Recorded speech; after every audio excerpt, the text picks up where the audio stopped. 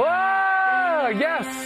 There we go. Oh, baby. Did you guys hear that? Paul swearing on the podcast. What a bad guy he is. Holy cow. Yes, shame, shame, sugar, shame. Everybody knows your name.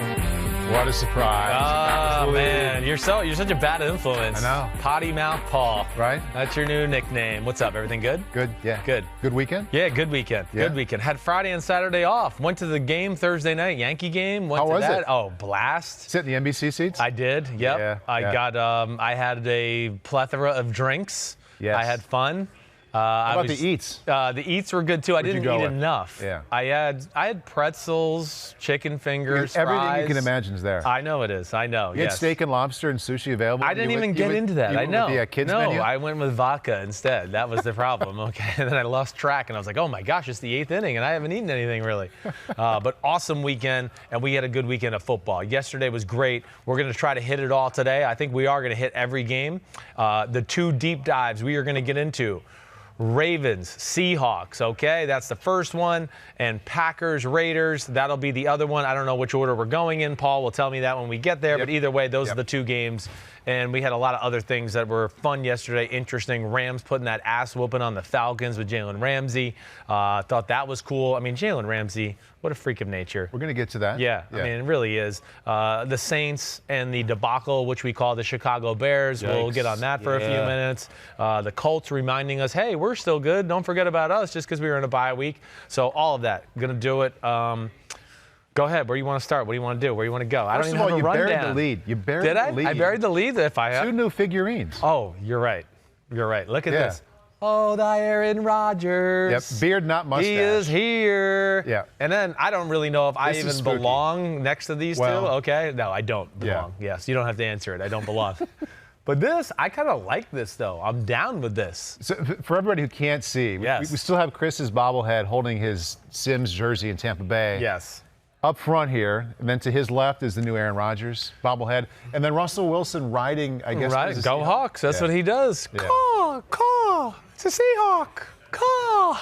Is this going to be every show? Yeah, it could be. I have a thing with with the mascots and all that anyways. Like I used to do a thing on my old podcast, like mascot battles. Yeah. And a Seahawk, they don't want to see a Raven. They just don't. A Raven's going to take them to town, a little bit like what happened yesterday. So first you buried the lead, now you're skipping ahead in the order. You said you didn't have a rundown? I don't have a rundown, so you're running the shit, man. I'm realizing I've got the rundown. Yes. If you need it, I can give it to you. I've got my notes. Good, don't worry. I've got producer Pete's notes. Good, those are and useless. I've got your impossible notes. to read cursive notes, which gets worse as the season goes on. Yeah, it does, because I'm in more of a rush. You're right. I do know film deep dive number 1, Raiders-Packers, is where we're starting. Let's start with the Green Bay offense. Okay.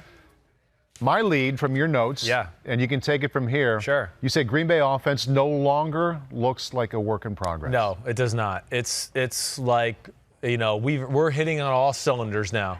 I don't look at it anymore to where, we're being careful. We're still trying to learn some of these schemes and doing this. And I don't want to put too much offense in the game plan because I don't want to flood everybody's brain early on in the season. It's every week. It's more and more plays. It's more play action passes. It's better drop back pass game design. Of course, their run game. They have creative wrinkles within that every week. The run game didn't take off yesterday. Why? Because the Raiders played stacked boxes for the majority of the day, which led to beneficial looks in the passing game, why Aaron Rodgers tore them up. But, yeah, Paul, the offense is like it's Rodgers is awesome, but the offense is good. It really is. It's got everything in it. Like, if I was a quarterback, I'd go, I would really like this to be like a lot of what I do. What's the best part of it? Like, I guess I mean, I'm listening to you and just following up, but like I had written down, how is Matt LaFleur helping Aaron Rodgers in a way that the previous offenses did not help? Sure. Well, I think the first thing is a little more like patience with the run game, especially the first few weeks, which makes everybody, as the season goes on, go, hey, we got to stop the run. Yeah. Hey, they run the ball. We got to stop the run. But their running numbers weren't great. No, not great. But it's been set up by 6 weeks prior of running the ball, at least with attempts, and some games having the yards. So there's that. Plus, their O-line is getting better as far as run blocking because they haven't really done it a lot last few years. It's all been pass block. And you said their pass blocking is phenomenal. It's phenomenal. They're still one of the best pass blocking O-lines in all of football. But I think the big thing is so far the endless inventory of play action passes. whether it's out of the I formation or I formations, 2 receivers to the left. They have a lot of different ways where they can attack you. And that's a dangerous formula with Aaron Rodgers. Oh, run the ball. Oh, we're going to creep towards the line of scrimmage. Oh, gosh, now they're going to go send people down on 50 and 60-yard routes downfield, and we got to expand and get deep. And he's making the right reads and throws off of that, not forcing the issue. You know, there was a few times yesterday where, yeah, they called deep play action passes. The Raiders really drop back deep. He throws it underneath, and the guy gets 10 or 15 yards, and he made a 5-yard throw. Right. But that's because of their formula right now and the pressure they're putting on the defense, and especially what they've missed there is the vertical downfield aspect. The last few years, they haven't really had that. It's been, okay, Rodgers throw a fade down the sideline or back shoulder, or maybe a 50-50 ball, but these are like game plan, the first play of the second half. It's a corner post, right? Yeah. And you know, those are things I look at where I bet you their rule has been if there's a single safety, the guy reads it on the fly and runs a corner. He'll attack the single safety and then run to the corner. Well, they made a change up this week. They probably said, you know, we've done this a few times, so let's do the opposite. Oh, the single safety's there. He runs at him like he's going to run the post. He leans to the corner and then goes back across the face of the safety, and Rodgers hits him in stride for a big game. And think about just by calling that play, just by virtue of having that play in your repertoire, how much confidence you have in the offensive line. Yes. Post corner post or post corner, whatever it is. Right. That's about 3 breaks there for the receiver, 30 yards downfield. At least it is. It's letting Rodgers pat the ball, really let me see if I'm seeing this correctly. And then, but it mostly goes back to their run game again, because just think if you're a D lineman with those things, you know, it's a good, 5 seconds to let all that happen to get down the field. But the first 2 seconds are wasted by defensive linemen because they're going, oh, I got to stop Aaron Jones over here. And then they go, oh, no, it's a pass. And then they got to try to gear up to rush the passer. Right. So it does. It all plays through the run game. And, I mean, really, ever since the Eagles game, I feel like it's just gotten better and better every week, and it's rolling right now with what they're doing on that side of the ball. What's the biggest mistake the Raiders defense made against them, and kind of spinning it forward? Sure. What can teams do now as they're watching, just as impressed as you are, I'm sure, with Packers offense? What can they do? What can they learn from the failures of teams like the Raiders and say, okay, we're going to try this against this new offense? Raiders too bland, okay? That's the first thing. Raiders are not real talented on the defensive side of the ball. They're young.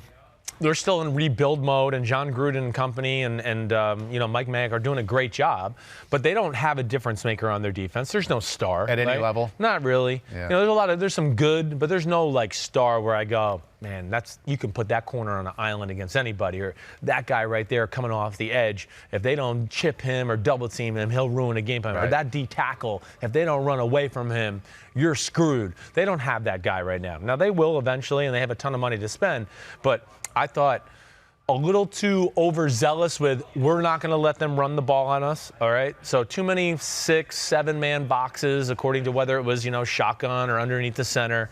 Too many optimal pass looks. And then added to that, probably too long to adjust to go, you know what, Rodgers is on fire today. We need to put another safety back deep and play too deep a little bit more. Yeah. I thought they waited too long to kind of make those adjustments. And they don't disguise. And that's again, a thing that, when you play the greats, Rodgers, Manning, Brady, those kind of quarterbacks, you got to make them think at some point here and there. If they're not I guess confused is too much to expect. Yeah, you're not going to confuse them. But if you don't even make them hesitate. Right, exactly, that's the word. You want to make them hesitate every now and then on a big play. And he came up to the line of scrimmage and went, oh, yep, okay, it's 3 deep. Oh, okay. It's every time. It's man-to-man with a single safety. Okay, cool. And then that just makes it too easy on him. And then you see what a master he is. Some of their passes yesterday in the drop-back pass game, he just gets to a quick audible. Hey, got it. Boom. Oh, there's a slot option route. Boom. He catches it, makes one guy miss. It's gone for a touchdown. Because they don't disguise it. Right. Oh, it's all-out pressure, and he can see it. Like, he literally goes, ready, break. They break the huddle, and he's like, here comes all-out pressure. Yeah. Let me get to the play. Right. So those were the mistakes they made, let alone, come on, the guy's insane. Right. And he's insane. Ridiculous. He's insane. I mean, that's just You mentioned, though, that the Raiders didn't have any difference makers on defense. Yeah. If you're a D coordinator scheming against the Packers, you're worried about the play calling, you're worried about Rodgers, obviously. Yeah. And you're concerned about their new commitment to the run. Yes. Who amongst the pass catchers is really scaring you? Oh, I mean, nobody. I mean, that's what's kind of crazy Doing about all this them. Without Davante Adams. I know, without Davante Adams and a bunch of guys where we go, who is that? I click on the computer. I literally say, who's that? I know. Where did he go? Valdez-Scantling can run. He's long. Okay, so he's got some speed to stretch a defense. Geronimo Allison, in kind of the same way.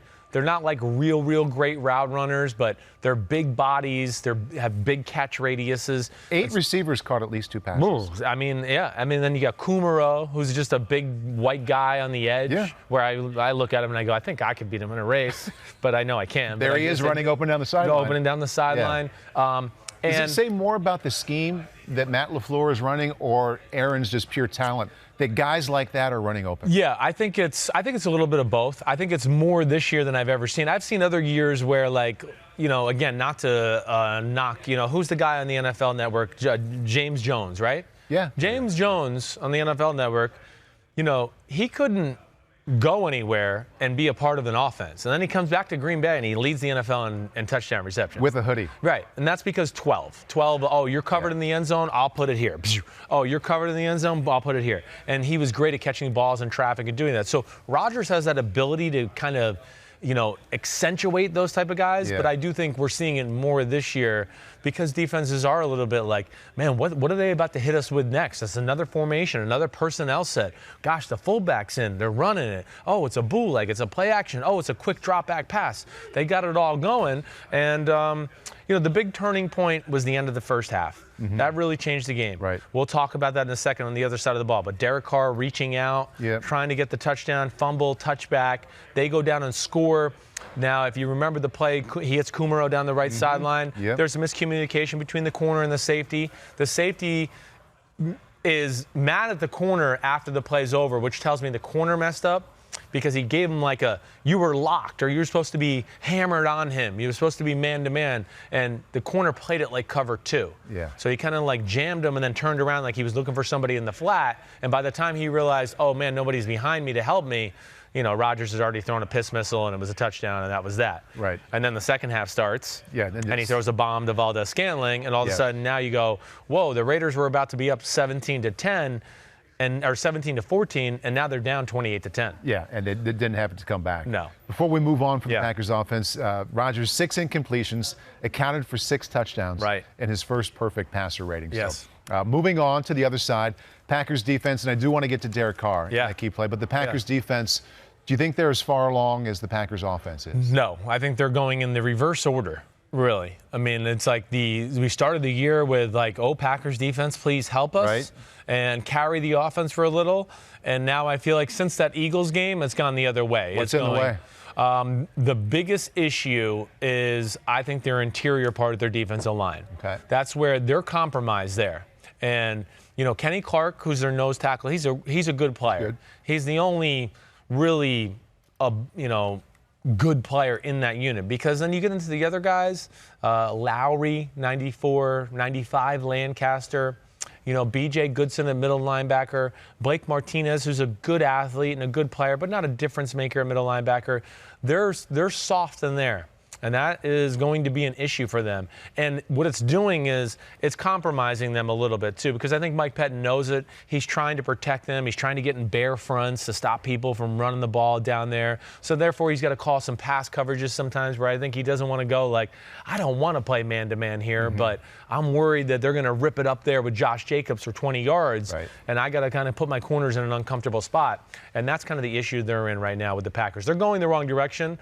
And where 4 weeks ago I would have said, this defense is good, and they might have to carry this team for a little while. It's almost the opposite now. It's the Packers offense is hitting the elite stage, and Green Bay, I worry about their defense, and they're just going to have to almost play, let's hang on and not let a team score too many because Rodgers can outshoot them. Looking around the NFC, we talked about this a little bit last Wednesday about how many strong teams there are.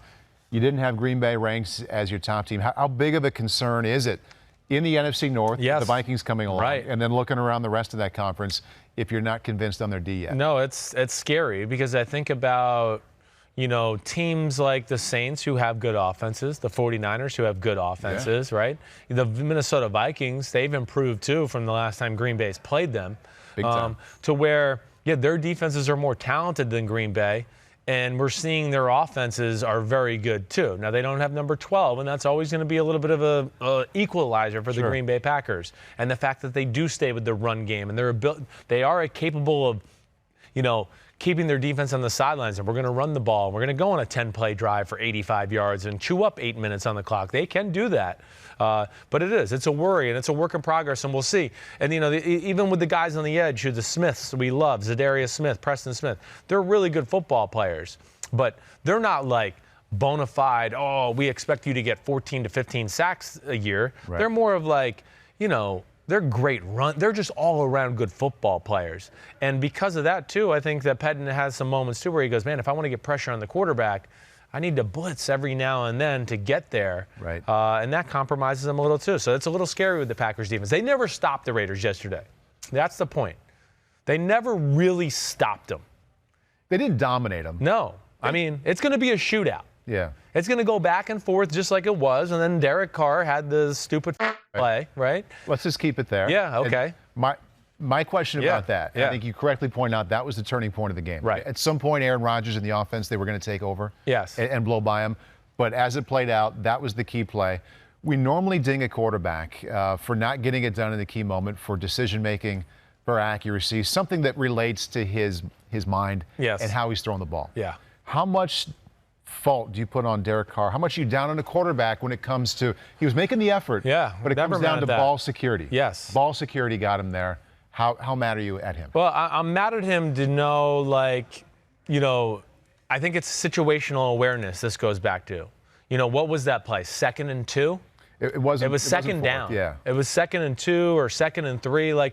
There was no reason to do it. And they had not shown a sign yet of stopping your offense. So there was no desperation, I'll never get there again. Let me dive.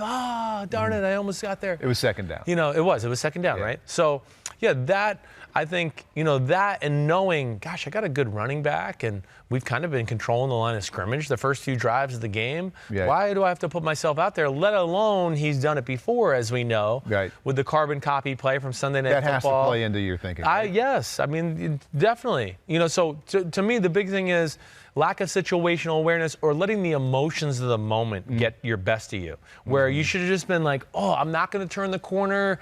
We all want to score a touchdown. I get it.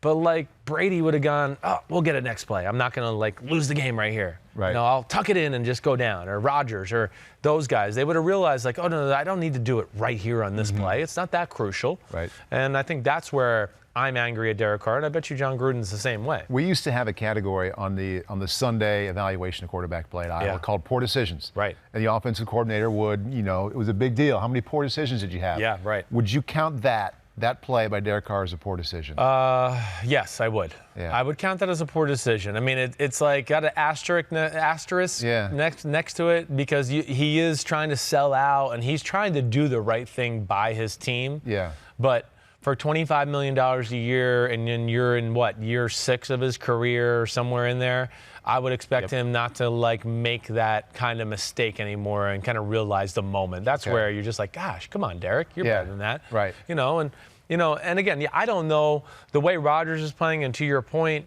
the Packers probably are going to win the game no matter what, but they had not stopped them. They start the second half. The Packers score. Let me just make sure I get this right. The Packers score on the first drive, okay, and then they get the ball back and go right down the field and score another touchdown. Yeah. Okay, so now it's 28-7. Okay, Packers get it again, go right back down and score. It's 35-17. I meant to say 28-17. Okay, so now it's 35-17. Now let me take you through this.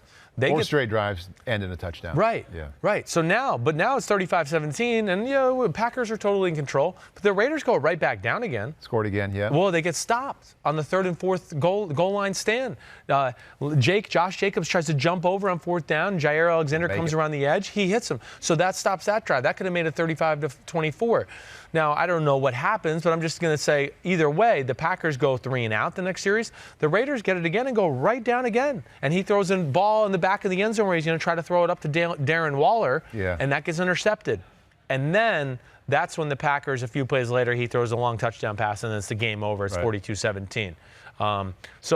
It's games like that against as you know, superstars, gods of the sport like Aaron Rodgers, the room for error when the offense and he's playing like that is slim to none. And when you do that in a game like this, all of a sudden you look up and go, man, we're playing pretty good. We're losing 42-17. Right? Yeah. You know, that's what life is like. I mean, I saw it when I was sitting on the bench playing against Peyton Manning. I played against Tom Brady. It's like I was like, man, we're standing toe-to-toe to them. And I looked up in the third quarter, and I was like, we're down 28-0. It doesn't feel that bad. Right. Right. But that's what happens there.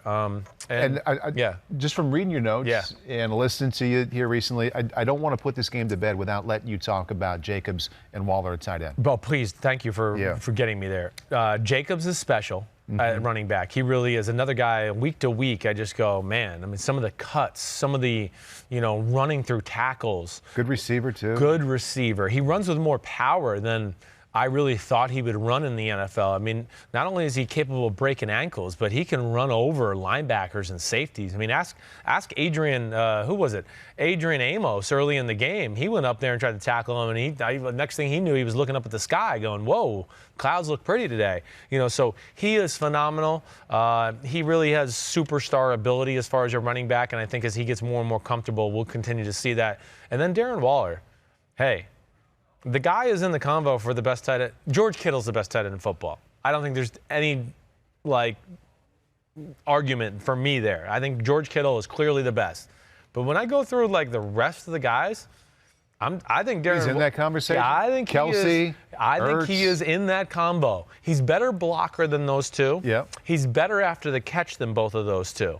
So, again, I know he doesn't have as many pelts on his horse to say, I've been doing this for years and years. Right. But what I've seen through the last 4 or 5 weeks especially, he's featured in the offense. He's big. He can catch the ball and break tackles. He can go up and catch high-point balls. And he's a better run blocker than guys like Ertz and Kelsey. And that's where he can separate himself. Kittle's a great run blocker, too. That's what makes him special. But Darren Waller, they did a great thing by re-signing him last week. They signed him to, I believe, 3 years, $27 million. They got him for the low. That was smart. Get out in front of it because, in another year from now, he's going to be asking for $14 million a year, and they're not going to have to worry about that. All right, Packers one game up on Minnesota in the NFC North. Okay, yeah. I mean, the NFC North, holy cow. Well, those two are both good. But, all right, I got to talk about the Roto World Football Podcast. Every Monday morning, Josh Norris and the guys recap every Sunday game. On today's pod, he and John Daigle, talked about Matthew Stafford throwing fade routes, which is special. And I want to play a little part of that right now just to hear what they said. And you and I were in the newsroom watching this together. And I looked at you and I told you, this is how you throw the fade route, and no quarterback does it except Stafford and sometimes Ryan to Julio Jones. You keep the ball low and hard as opposed to a high lob.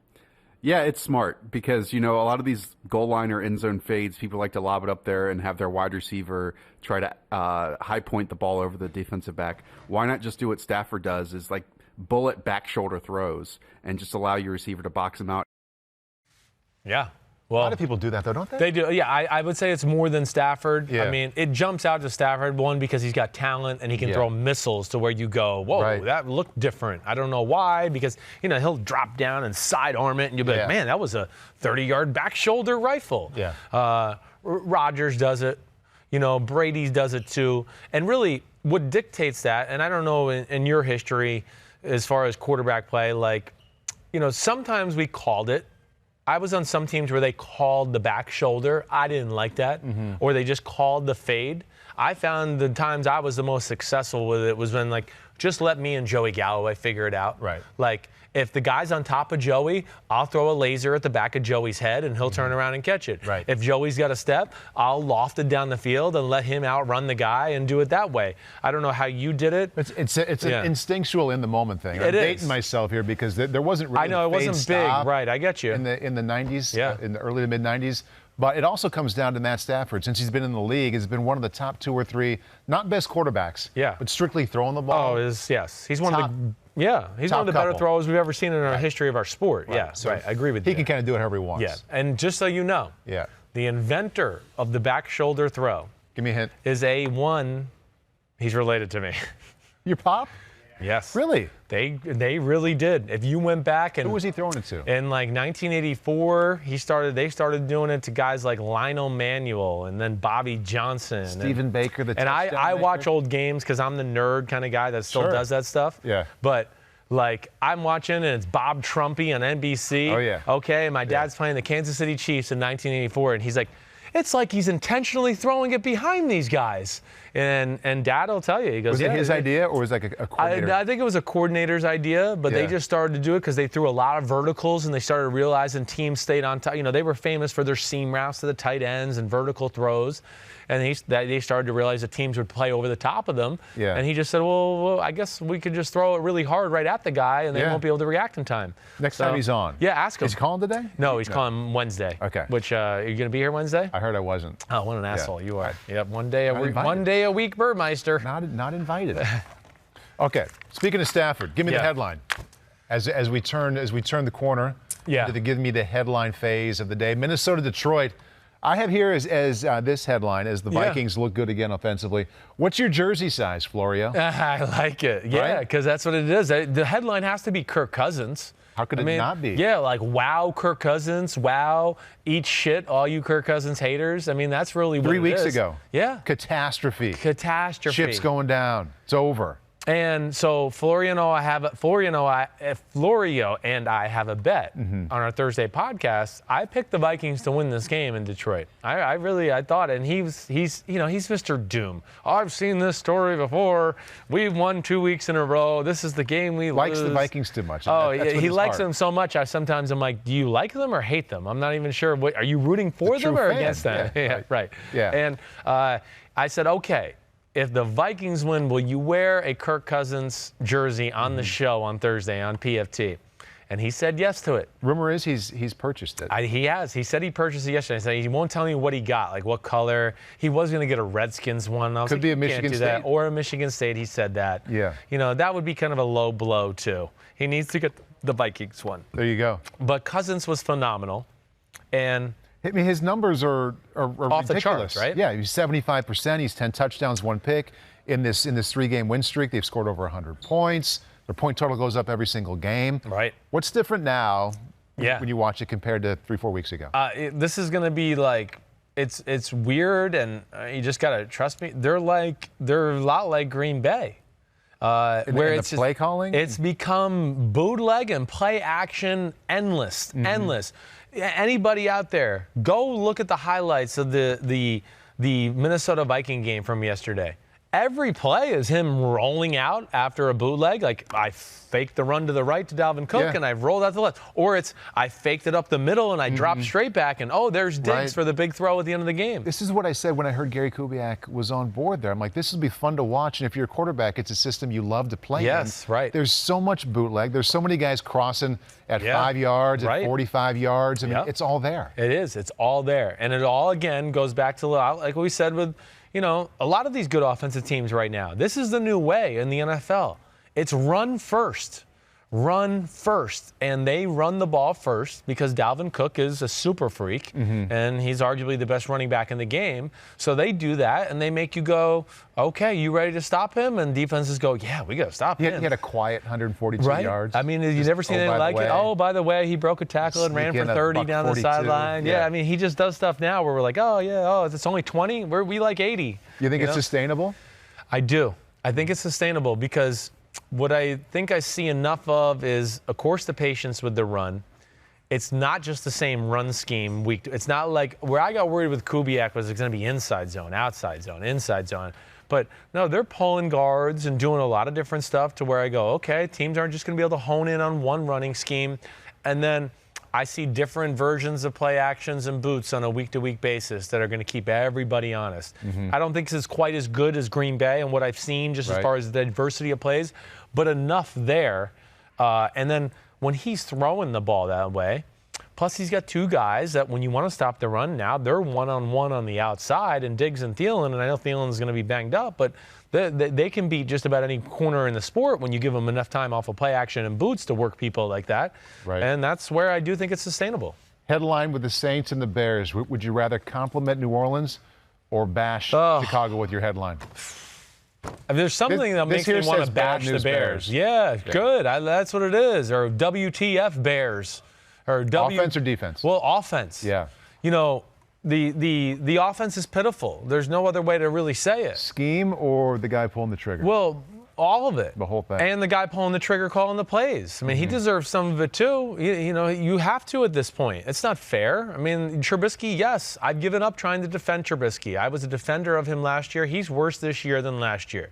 He's missing more throws this year than he did last year. Right. And he wasn't perfect that way. Last year, at least, he was making scrambles and runs. He's not doing any of that this year. I think both of us always try and see the positive in quarterback play. Like, we're not the first ones, especially you, to jump on this quarterback sucks. Right. But the more you watch it, the more it's just, I mean, how many different ways can you formation and motion to a 3-yard flat route or roll out here and throw a screen over there? I mean, I was literally making fun of him in the control room with NBC last night going, oh, man, bye week. Oh, the 3-yard out route. We came up with the 3-yard out route in the bye week. We're killing people. Yeah. The 5-yard out route. Whoa. Oh, my gosh, the Bears are reinventing offense in football. Yeah. And, you know, again, like, you're watching them. What are they good at? What are they trying to do? I don't know. Right? It's a different formation, a different shotgun. It's all over the place. I went back to week 1, I think week 1, week 2-ish when we talked about Mitch Trubisky, and probably in the offseason as well. Yeah. I said, it just looks like they don't trust him. Yeah. It looks like we're going to spend 2 hours devising this scheme to throw it 2 yards downfield. I get we're not sure. I hear you. I don't know if it's the receivers can't get open or they don't trust him, but that's what it looked like. I know. And there's a reason why New Orleans' backup quarterback averaged 12 yards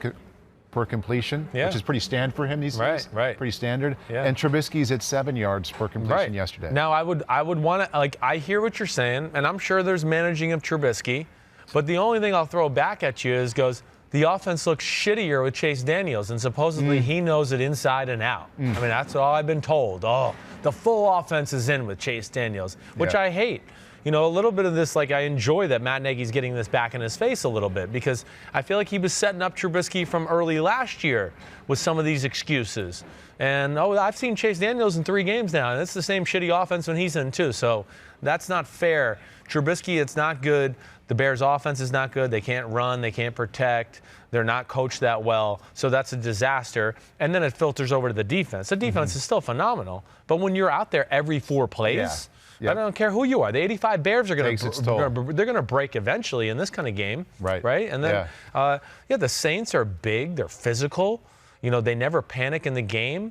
You know, their defense is really phenomenal up front, as we've talked about. And I think Dennis Allen's got more creative with things he does in the back end. Which defense would you like better, or do you like better?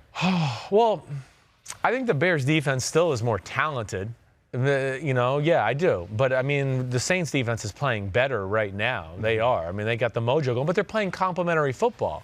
You know, their offense, they run the ball. You know, Teddy Bridgewater's completion percentage, they're moving the clock, they're moving first downs, they're not making dumb turnovers, so they're very rarely put in bad spots. So it's all playing in a cohesive way, and that's what's awesome about the Saints. I mean, come on, if the Bears don't return that kick yesterday, I mean, they're not. There's not even going to be a game. They're never going to move the ball. It's never going to happen. Most importantly, you had reservations at a very nice restaurant in Chicago after the game last night. You inviting Teddy Bridgewater and hanging out with him for 3 hours, or 5 or 6 members of the Saints D? Ooh, man, I'm really proud of Teddy because he's a baller. But you need more than that for 3 hours, though. I know. I need D. If I was going to really have the most fun, I'd want to go with Sean Payton. I think I'd have the most fun with him. I think we could get into some trouble together. You're right. Yeah. So that would be the guy I'd really want to do. Let's go, Sean. Let's go have a few drinks and let's talk some ball. I'd love to do that. But their defense, right now with, Cameron Jordan, Davenport, Amanyata in the middle, Malcolm Brown, Demario Davis at linebacker, Marshawn Lattimore. They got some ballers on that side of the ball. And the name of the D coordinator? Is Dennis Allen. Thank you very much. I blanked out on Sunday Night Football last night. That's why Paul is making fun of me. How dare he? I didn't see it.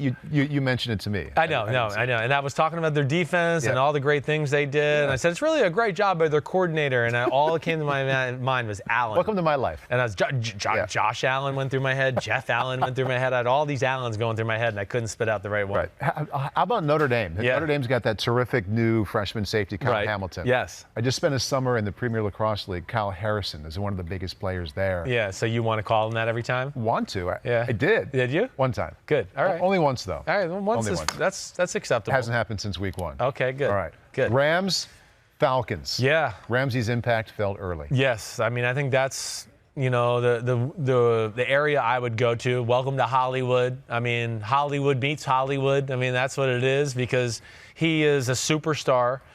First off, no football in 3 weeks, and then it's, hey, well, you're going to practice for like 2 or 3 days, and then we want you to cover Julio Jones. Right. Oh, yeah, okay. No problem. Oh, only one of the freakiest people to ever walk the planet? No problem. I mean, we talked last week about what Wade Phillips might be able to do with him. I know it's only one game. He only practiced a couple times. Right. He didn't play nearly all the snaps. No, he did not. What did you see that was different because they have him? Well, I think the thing, and I will watch this film for sure. And we're not even. I don't think they've scratched the surface of the things they're going to do. Right. But I noticed a few times like quarters coverage, where they basically just said, no, you play man and everybody else will play quarters. Like I saw a few things like that where he's bump and run. Everybody else looks like they're kind of playing zone to the other side of the field. And they just said, all right, you, Julio, mano-a-mano, do what you got to do. And he's a lightning rod.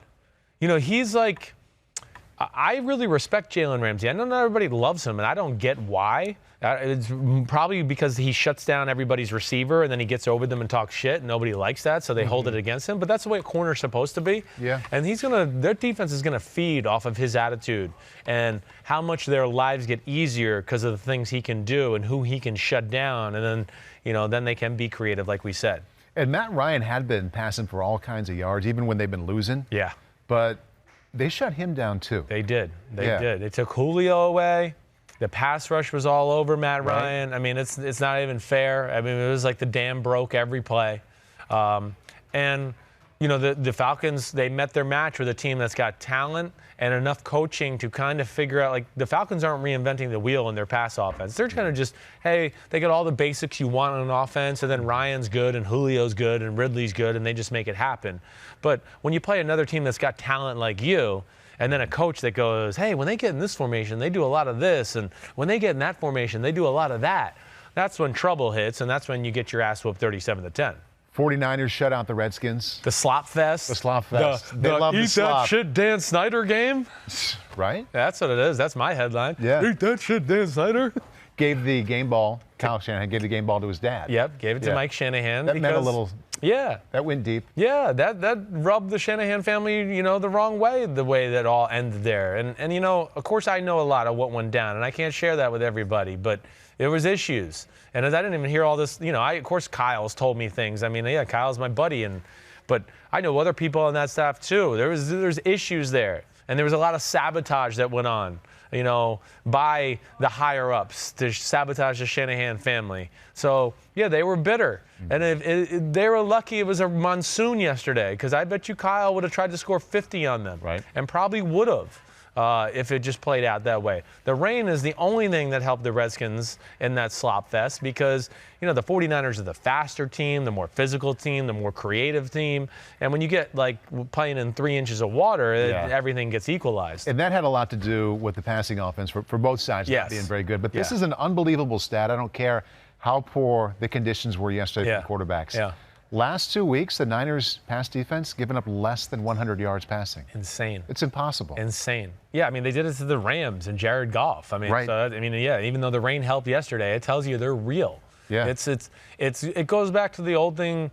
I think it's the most ferocious defense in football, and as you know, and anybody that watches football, their front four gives them a great advantage, because they don't have to blitz. They can get there by themselves. Even when they want to go, ooh, it's 2nd and 6. It's a run pass down. They can go, let's play the pass. Our front four, we'll trust them to handle the run if they do it. As they and that's should. A great luxury, right? That's a great luxury for that team. The 49ers are the real deal Holyfield. Back to the deep dive. Yeah. Seahawks. Ravens. Seahawks, Ravens. Where do you want to start? Which side? Well, we're going to give the people a break from us for a moment. Okay. I think we're going to hear Lamar Jackson on the sideline. Cool. Oh, I want to hear this. The situation was a fourth down. 4th and 2. They had a fourth and two, right? Yes. They had a 3rd and 15. He makes a 13-yard run. The game's tied at 13 all. Yep. And now he comes off and he's pissed because he wants to go for it on 4th and 2. And here's the replay.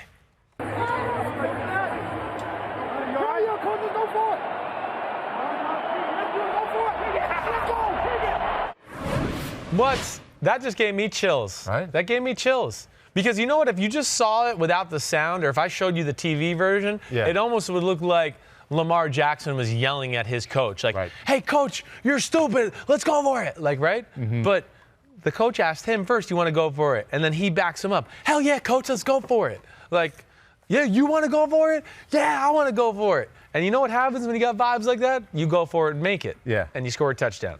Ravens win by a couple of touchdowns. They're 5-2. Easily the best team in the AFC North. That's the only division where it's not even a close race. You're right. Yep. Best win? They've had some really good wins. Would you call it their best win? Yes, definitely their best win. I mean, Seattle's, they're an NFC playoff team, and then to go up into Seattle, okay, and I love to say this, all right, so I'm going to say it, but Baltimore out-Seattled Seattle in Seattle. Yes. You knew I would have that one highlighted in circle. Good, yes. So break that down. Well, I mean, Seattle we're the home team. We're the bullies. We're going to out-physical you. Our quarterback's going to make a few freaky plays to win the game, and we're going to send your ass home unhappy. Yeah. Well, it was the exact opposite. It was our defense was the bullies. We're going to create turnovers with our defense, and then our quarterback's going to be the freak show out here today and make a few plays that'll be the difference in the football game. And that's what I mean by that more than not. This was a very close football game. It really was. I mean, it's going to go down to the end if the mistakes aren't made by the Seattle Seahawks. And, I don't know. Where do you want to start? You want to go Ravens O or Seahawks? What do you want to do? I want to start Ravens offense. Yeah, okay, cool. I want to start Ravens offense. Yeah. Another thing I have circled that you wrote down about Lamar Jackson, it says, like Cam Newton in his prime, he's getting great looks to throw against because the defense is afraid of his legs. Yes. It's understandable. Right. What are those looks he's getting? He gets a lot of just normal 3 deep or,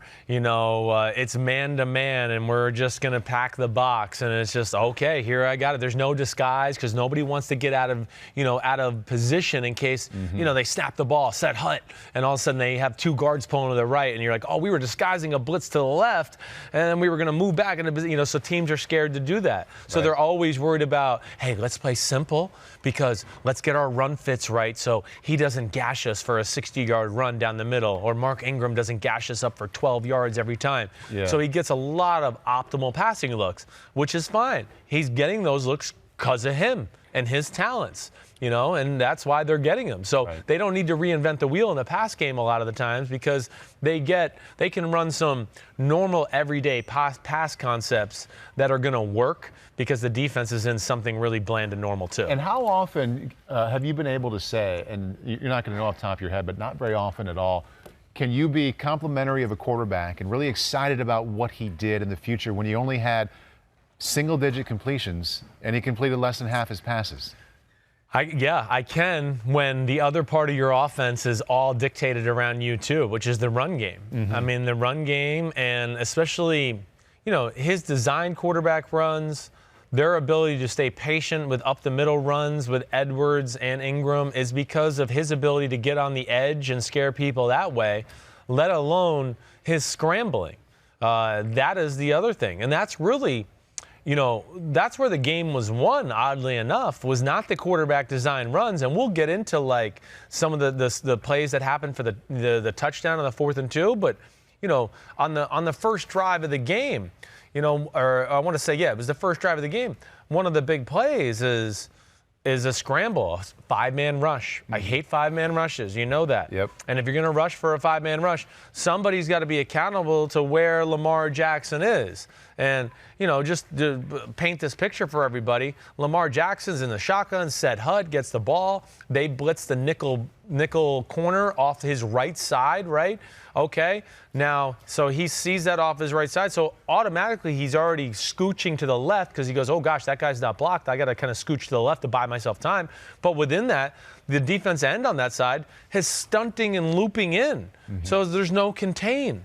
So now he just gets to run around the edge for 30 yards. His 2 biggest runs of the day came on 5-man pressures with bad gap integrity or bad, awareness of Lamar Jackson and his skill set. And they were game-changing moments that helped this offense out. Yeah, last couple of weeks, no touchdowns, no picks from Lamar Jackson. He has 268 rushing yards.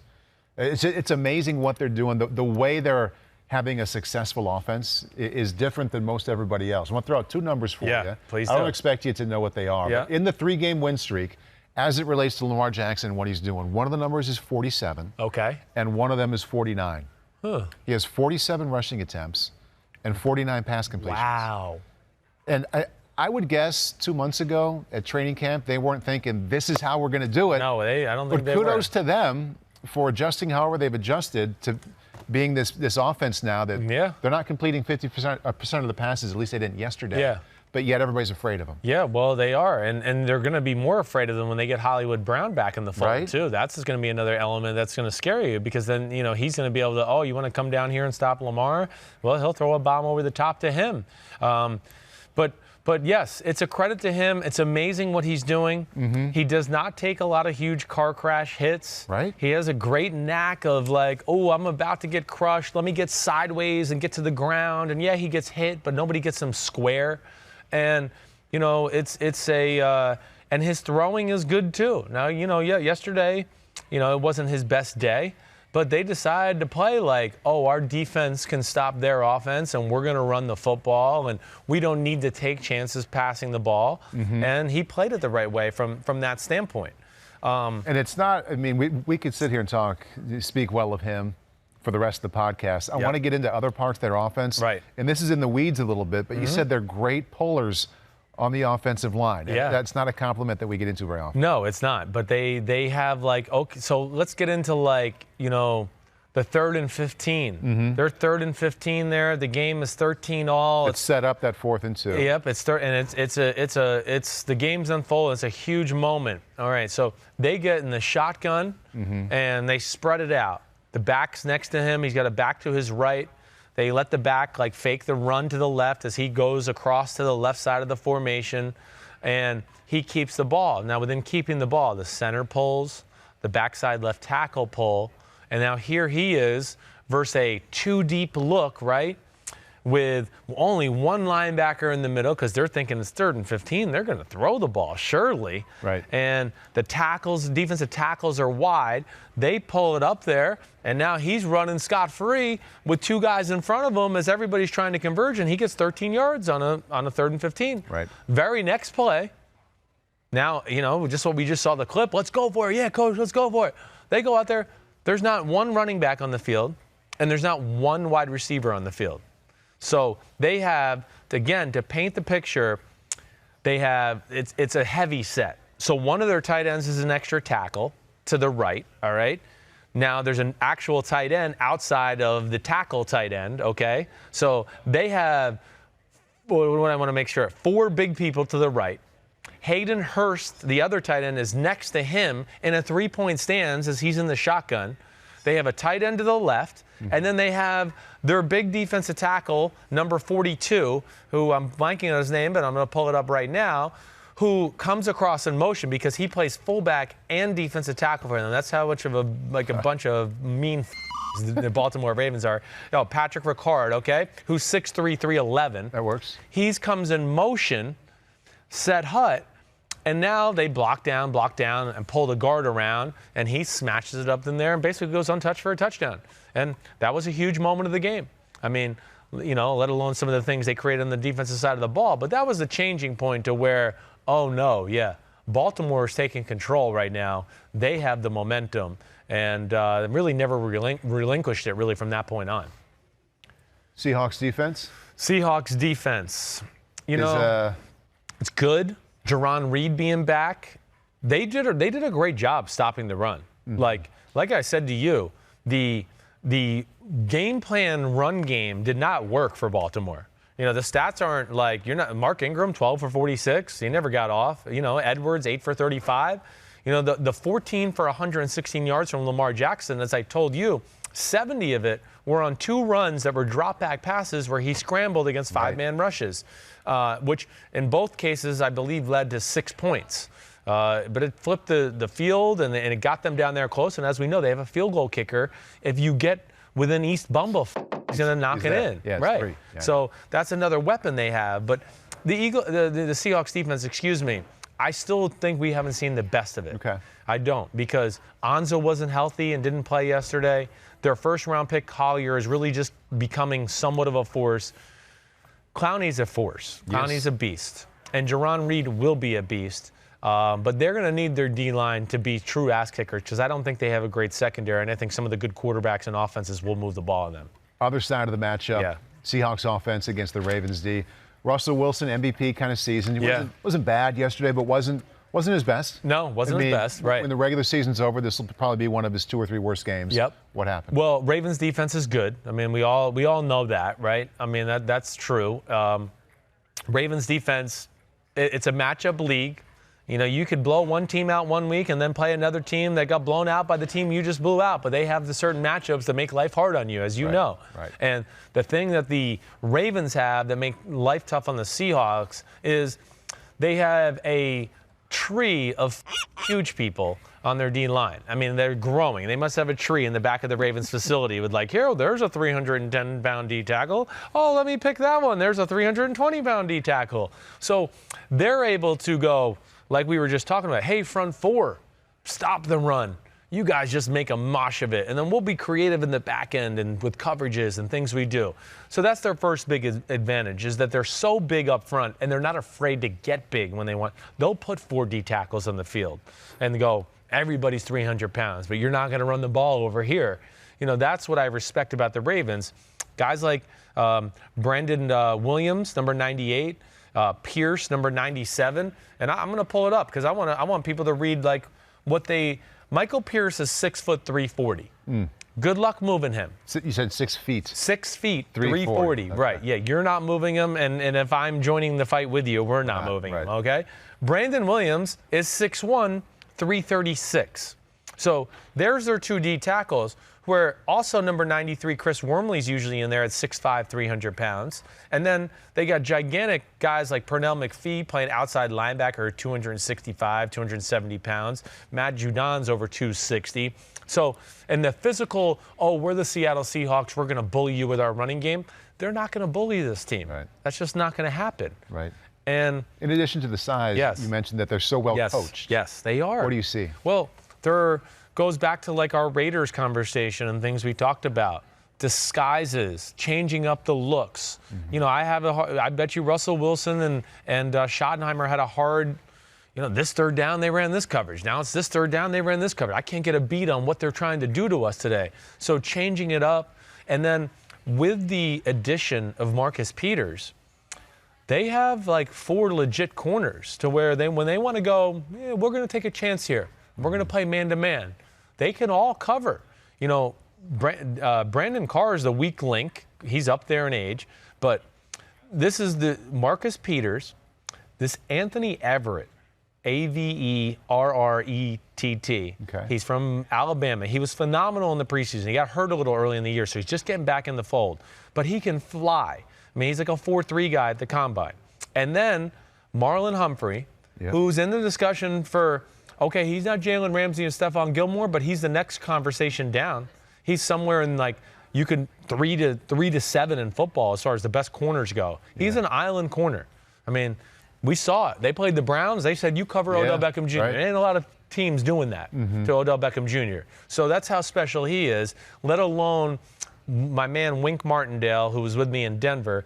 he's learned from guys like Dean Pease, and they're creative. It's a New England way of where, we're going to take this away. We're going to show this coverage, but play this coverage. They do a lot of the stuff we talk about that a lot of the good defenses do. The Marcus Peters pick 6. Yes. Russell Wilson looked like even an MVP candidate. My read on it. Yeah. Every now and then. Has a brain fart. You throw a ball where it's 2 inches off your hand. You're like, why did I do that? Right. Is it just like one of those moments for him? It was one of those moments.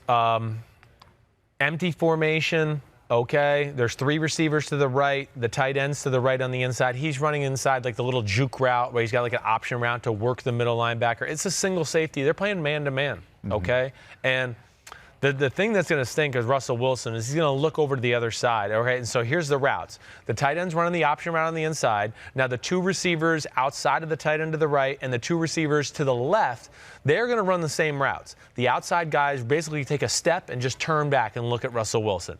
The inside guys run slot fades like this, to where they gain depth and a little width as they go down the field. Well, he decides to play Lockett on Humphrey there. Most of the time on a lot of the big man-to-man situations, they put Humphrey on Lockett. And Humphrey got the best of him? Yes, he got the best of him.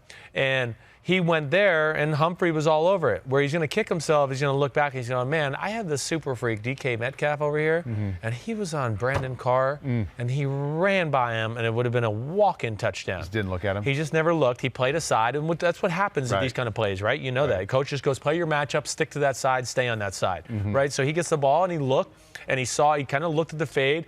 Ooh, I didn't like it. And as he's looking at the fade, he's seeing Marcus Peters on the outside. His body language and first few steps are, ooh, I'm going to get back to help my guy with the fade. But within him looking Russell Wilson and now looking to the receiver who's out in the flat, Marcus Peters had stopped really quickly. Like he never really went back like he thought he went. I know Russell just, you see snapshots as a quarterback. He saw body language and a few steps, and he went, oh, he's going. Let me throw to my underneath guy. Right. And he never went. And he came back, caught the ball, pick 6, and that was all she wrote. And that was, of course, like a huge moment. It's, what the happened moment, as we do on Wednesdays. Yeah. That's what the happened in that moment, and that's changed that whole game around. Ran through really all 3 levels of the Baltimore defense. Yeah. A lot of good things to say about a lot of players. Yeah. Who's the guy? Who's the one guy, just like Lamar Jackson is the guy making it happen as that offense grows up for the Ravens? Defensively. Humphrey. That's the one? It's the one. He's the one that gives them a lot of flexibility and latitude to do a lot of different stuff. And the fact that they have these 3 corners now, they can't rush the passer like they can in years past. So I bet you they got Marcus Peters going, we got to play some man-to-man, and we're going to have to blitz if we want to beat Brady and people like that in the playoffs. Which is coming up in a couple weeks. Right. If they want to beat Patrick Mahomes the next time around, if he's healthy and all that.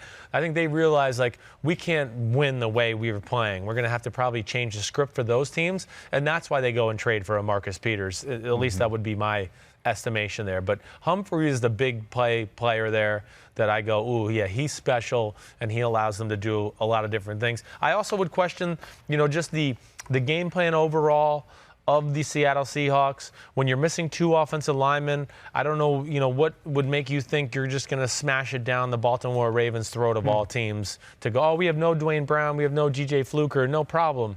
Yeah, okay, maybe against some teams, but not against the Ravens.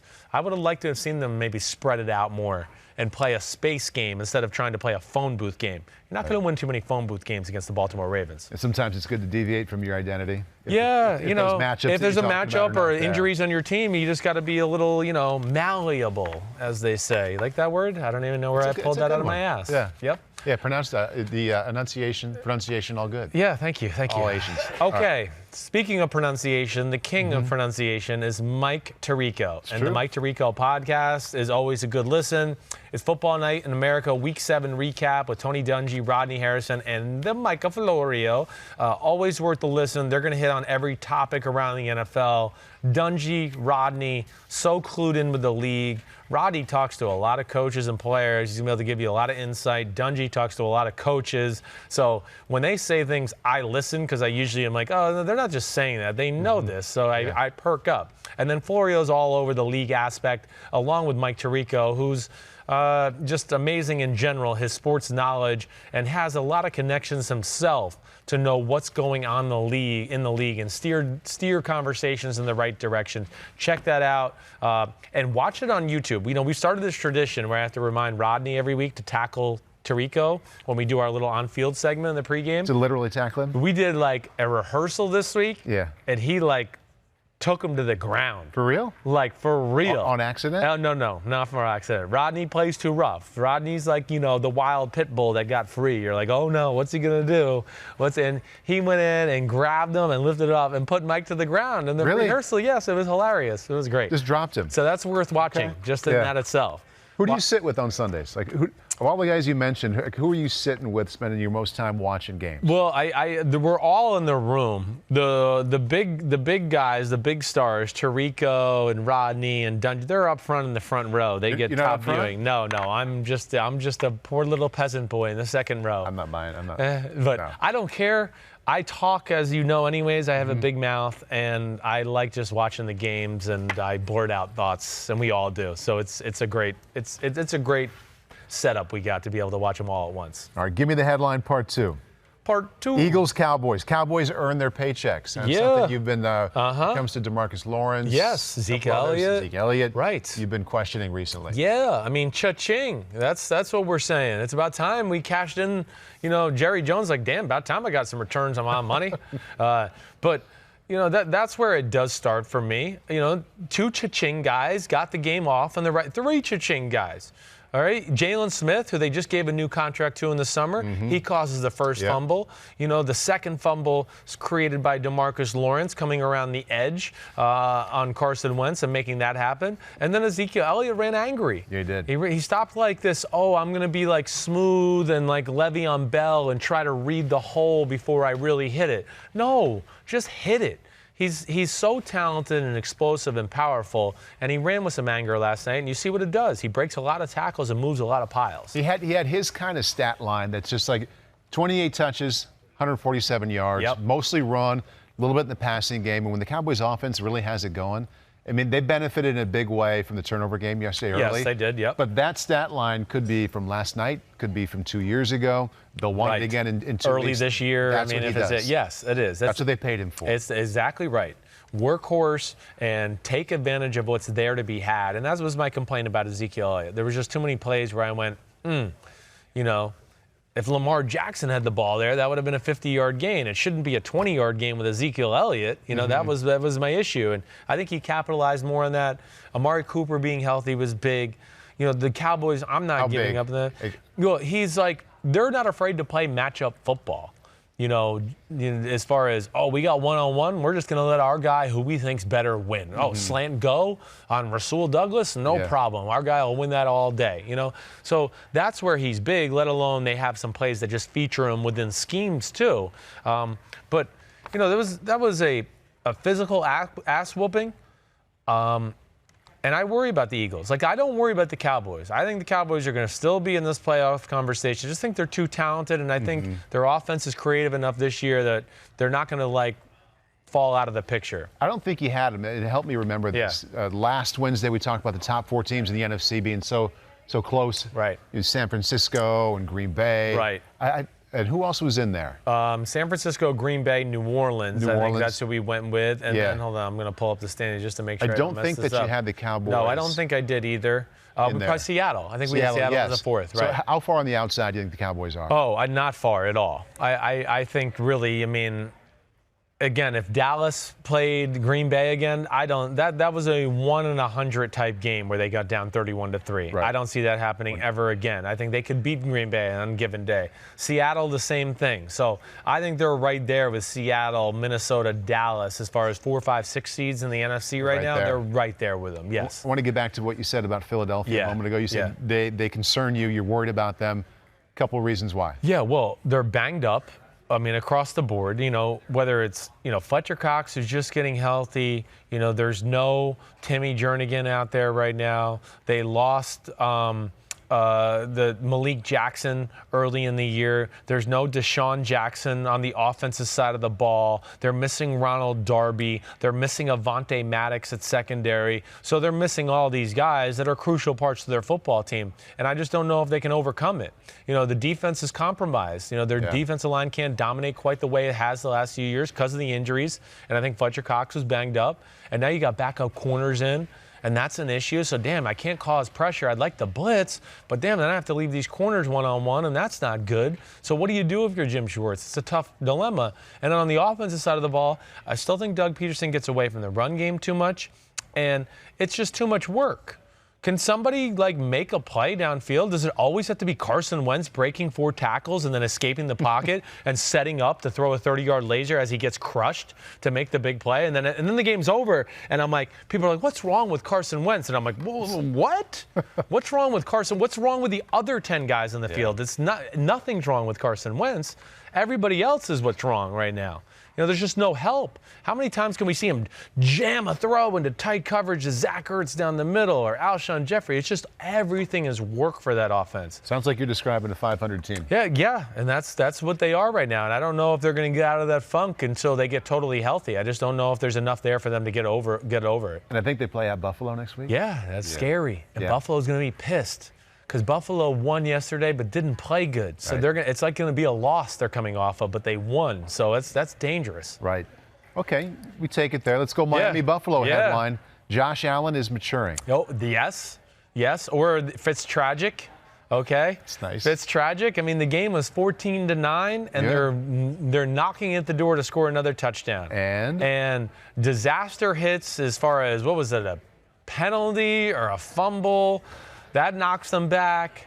Then the very next play, I might have that aspect wrong, but the very next play, he throws an interception along the right sideline to Tre'Davious White, and they're up 14-9, and the Bills go on a 98-yard drive, and the game was never the same. They really controlled the game from that point on, and Miami legitimately had the Dolphins on the ropes. Yeah. But within all that, back to what you said, I'm excited what I saw with Josh Allen. He didn't panic. He didn't go like, oh, gosh, we're stale today. I got to make a play and throw a laser into quintuple coverage, see if I can fit it in there. If he can play that way, their defense and their run game, and he'll make a few splash plays within the rhythm of the offense, that they're going to be dangerous for no matter who they play. I think the important thing is, the next day we'll talk about, they were down to the worst team in the league, and they shouldn't have been. For a young quarterback, they were down in the fourth quarter and had to come back and win. That's the bottom line, no matter who you're playing. Right. So if we're complimenting his maturity, then you got to look at the way he played in that situation, regardless of the opponent. Definitely. You can't worry about that. That's not fair to say either. And again, you also got to remember it's a game of matchups, okay? And the Dolphins, they have familiarity with the Bills from this standpoint. Brian Flores came from New England. The offensive coordinator for the Buffalo Bills, Brian Daboll, came from New England. So they understood the offense and how they're going to be attacked. So that was a great advantage for the Miami Dolphins as far as that's concerned. But, it doesn't – I know the Bills haven't beaten any special teams. It's the Dolphins. It's the Tennessee Titans. It's the Bengals. It's the Giants. It's the Jets. It's okay. They were right there toe-to-toe with the Patriots. Yeah. So, again, they can't make up their schedule. The schedule is given to them. And speaking of that schedule, people are looking at it. I think I saw you last night as well. Hey, they could be 10-1. They should be 10-1. Is it too much too fast? I don't. Well, it's crazy to say it. Yeah. I hear you. No. Okay, the Eagles are coming this week. That'll be tough. Then they got the Browns at home. They got the Eagles, and they got the Redskins at home. Okay. Then they got at the Cleveland Browns, which will be tough, of course. And then it's at the Miami Dolphins. And then it's the Broncos at home, and then it's Thanksgiving against the Cowboys. So there's no game there where you just go, ooh, no, they're severely outmatched. I'm not saying that they're definitely going to win all of those. But I would think they're going to beat the Redskins. They're going to beat the Dolphins. They're going to beat the Broncos, so 15-12. Right. That'll be the ugliest game in the history of the NFL. It'll be like 24 field goals kicked. But that's the way they play. It doesn't matter. That's the way they're built. It's a defensive coach who wants to run the ball, and he wants his quarterback just to make a few plays every game to get him over the hump. A lot like the Seattle Seahawks and Russell Wilson in the early years. We're going to run the ball. We're going to play defense. And then Russell on a few third downs will make a few big plays. That's what Buffalo's looking to replicate. Let's go to the AFC South. Houston, Indy. Close one, but it goes the way of the Colts. And the Colts take the lead in the AFC South. Yes, and Jacoby Brissett was awesome, but I'm going to go good job defense would be my headline, because this game could have got out of hand early. They held the Texans to 2 field goals early off of 2 turnovers. The Colts went for it on a 4th and 1 on their own 45 because Frank Reich's a riverboat gambler, and that's what he does. Well, they didn't get it. They held Watson and company to a field goal. The very next drive, Jacoby Brissett gets sacked and fumbles, and they get the ball again, hold them to another field goal. So to me, that was a big point in the game where we could have been looking up going, ooh, they're down 14-7 early, and, you know, Watson and company haven't even really got going yet.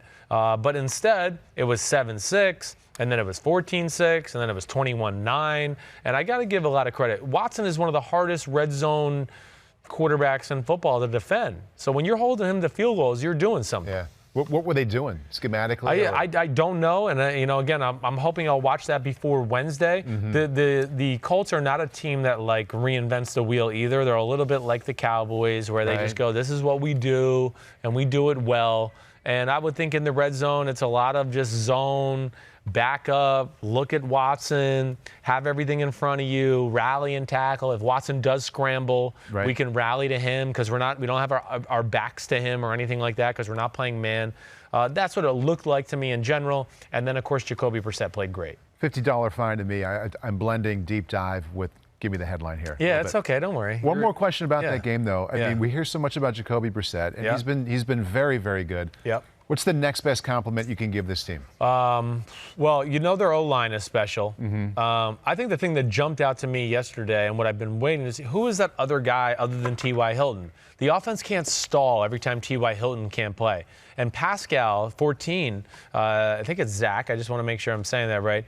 He showed, you know, hey, I can be that guy to run deep crosses and catch some in cuts and, you know, catch a slant route and get 10 more yards after the catch. I think that was encouraging for me, along with Ebron is starting to look like the Ebron we saw from last year. Kind of got off to a slow start this year, but he's kind of rearing into form. Arizona, New York Giants. Ooh, Cardinals, 3-game win streak. Right. They don't have a losing record. Yeah. They're in last place in their division. Yeah, well, that's a tough division. My headline would be like, I should have never doubted Kliff Kingsbury.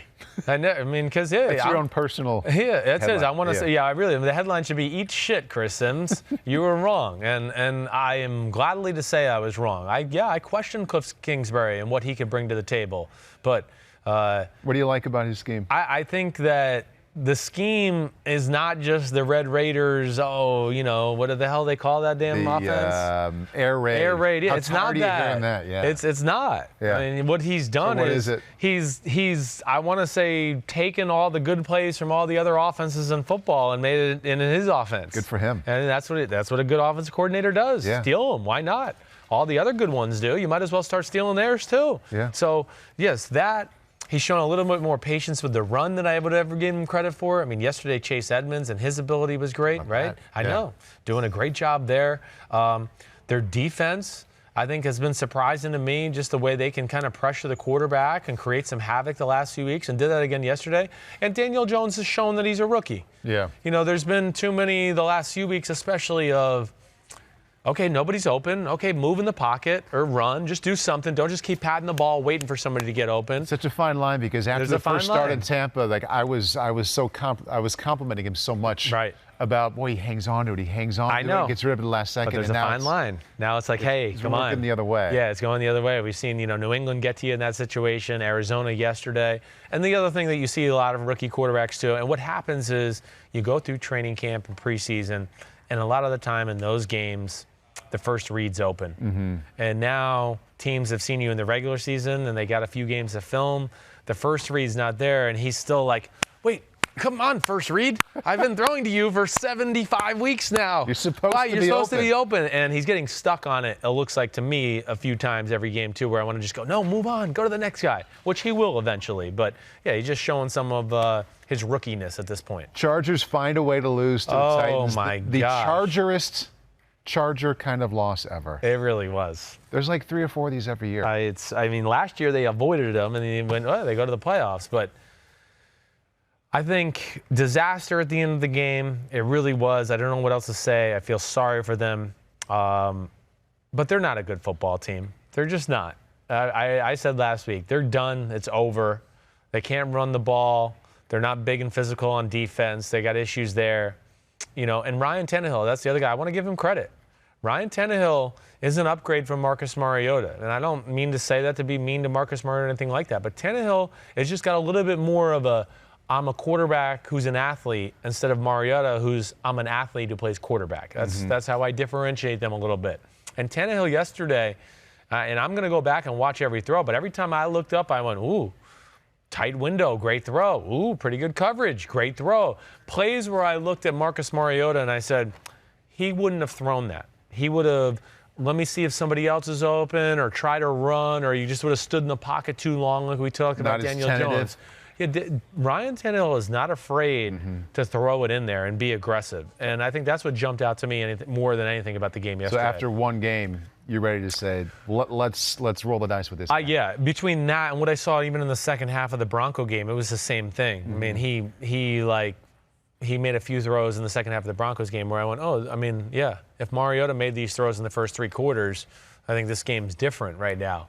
And, I think you got to give Tannehill a chance. He's proven that he's worthy of getting a sustained period here to show if he can be the guy there in Tennessee. All right. I always thought he was decent, like between B-, C+ in Miami. Yeah. It's a lot of runs where he was B-. Yeah. People wanted to get all over him because he wasn't like great all the time. I know. Now, granted, he wasn't good a lot of the time either. But I thought it's better than you think. And I thought there was more good than bad. There was. I had somebody in the business last year throw it in my face. Throw what? Basically, somebody in an NFL front office who was like, hey, I heard you talking about Tannehill today. I think if you broke down Tannehill's numbers, you'd be a little more surprised with what it looks like as far as wins and losses, when he's healthy and when he's out there, how good the win-loss record was, and how good his numbers were to back it up. And, again, it wasn't like that was a great offense down there with great talent around him. So there is some positives to his game, and I know I was guilty last year of maybe putting a little more blame on him than I should have. Okay. Yeah. If you have a good headline for Jacksonville-Cincinnati, go ahead and roll it out. Cincinnati sucks. They're the worst team in football. Life after Ramsey. They are the worst team in football. A lot like life before. Life after, if my other one would be, can we talk about Leonard Fournette and stop talking about Gardner Minshew? I mean, because Leonard Fournette's the best player on that offense, and Minshew mania, just nobody cares. It's like, what? Minshew threw for 40%? That was amazing. It was the best 40% I've ever seen in my life. I get it. It's a cool story. Right. It's going through Leonard Fournette right now. He's a beast. 131 yards, 29 carries. It's a freight train. That's good. I mean, he's a freight train. And their defense, with or without Jalen Ramsey, is still top-notch. And they're going to be a pain in the ass. I mean, we saw that. Yannick Ngakoue getting the pick-6 interception. What was the other one that jumped out to me? Miles Jack's pick. I mean, Miles Jack is one of the better middle linebackers in football. Yeah. So, they're more than just Jalen Ramsey down there or Nick Foles. And they're hanging in there. They're hanging in the conversation. They can't afford too many more losses, but they're if they can get Nick Foles back, because DJ Shark and Dede Westbrook and those guys, and not to take anything away from Gardner Minshew, but I think Nick Foles is better than him. Like, I would still say, watch out. They can be scary getting down the stretch. If they can keep it to 10-6 or 9-7, they might be able to squeak in this year in the AFC. Might be the third best team in their division. Yeah, they are. They're the third best team in their division. They are. Mashup song? You have a song here? I don't know. They must. Huh? Nah, I think we're good. No, I think we've hit it all today. I mean, we were going to do some of the damn okays, but I feel like I damn okayed a bunch of people already. I just didn't say the word damn okay, okay? All right. Okay. It's an audible. You called an audible. We hit it all, right? I think we didn't have anything else. We touched on every game, Pete. Good. Every game. Yep. This just in. Just in case we have to hit all the games from this week, New England will beat the New York Jets tonight. I repeat, New England will beat the New York Jets. By how many? I'm going to say like a tough 10. Like 31-21, 30-20. I was thinking more 31-6. You think it's going to be that kind of a blowout? 31-9. Yeah. No? I know. I'm scared. I don't know. Only thing that I give them a chance is because Darnold's movement, the Patriots will play man-to-man. Darnold will take some shots down the field to where maybe he can strike. Like, I think it's one of those, like, It's 10-0 Patriots. It's maybe 17-3 Patriots. Yep. It's 20-3 Patriots. It's 20-10 Patriots. It's 27-10 Patriots. Sounds like a boring game. It's 27-17. Yeah. And the Jets have the ball at 27-17. If they can score here, something good might happen. Oh, sack, fumble, and the Patriots kicked a field goal to make it 30-17, and the Jets lost. I'm going to keep all that in mind while we're watching tonight. All right. You the man. Thanks for coming in. Good to see you. Nice hoodie by you today, too, by the way. Thanks for not inviting me on Wednesday. I don't have that kind of power here, okay? Thank you to Aaron Rodgers and Russell Wilson for making appearances today. Bird there. Yeah. Caw. Yep. All right, homies. Peace out. Enjoy Monday Night Football. Wednesday, we'll have the big on. We will do the deep dive into a number of games. Hope everybody's good. Peace out. And we will call Wednesday What the Happened. It won't be deep dive anymore. It's What the Happened, brought to you by Chris Sims. Peace. Out of here.